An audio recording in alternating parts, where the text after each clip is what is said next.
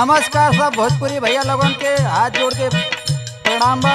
हम गायक actor and singer Dinesh Lal Yadav आप लोग के बीच में एक लोकगीत लेके आ रहा बानी। आप लोग का प्यार दुलार ऐसे बनल रहा है। आवा मास्टर भैया। गोरी हो तुम्हें कैसे पटाई,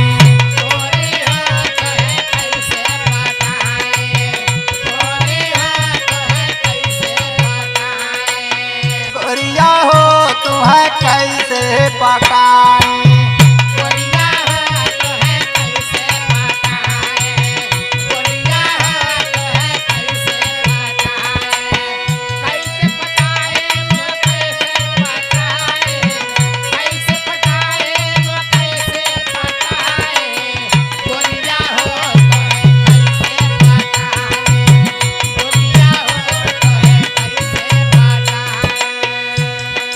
रतिया में रहने नहीं आवे ओ भाई,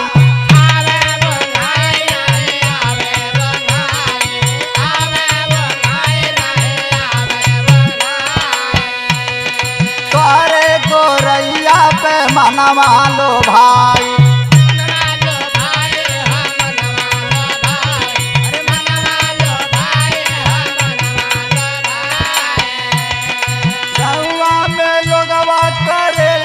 बड़ाई गोरी हो तुहके हम कैसे पटाई,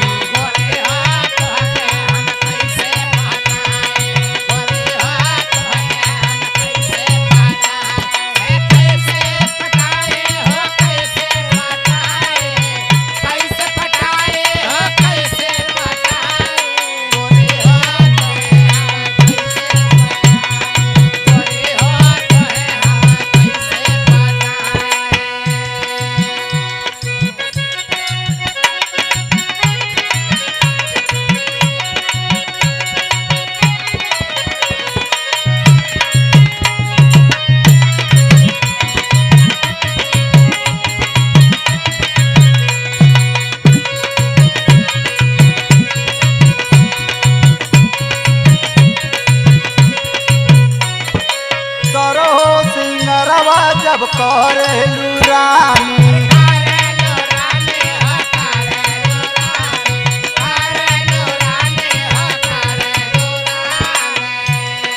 देखी के लोगवन के होले हैरानी,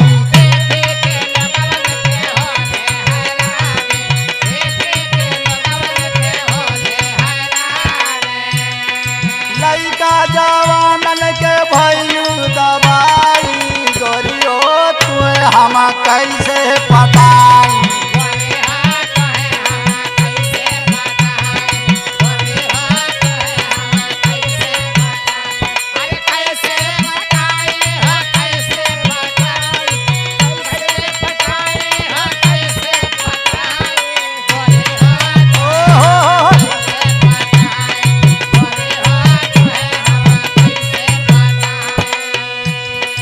रम के सदी ने सवात देखा परेशानी,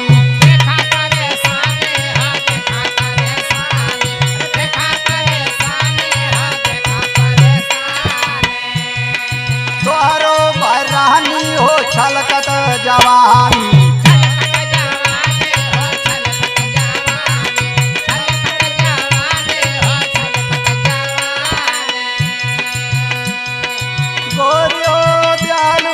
सबके हटाई, गोरियो दियाल तू सबके हटाई, रानी हो तुम्हें हम कैसे पटा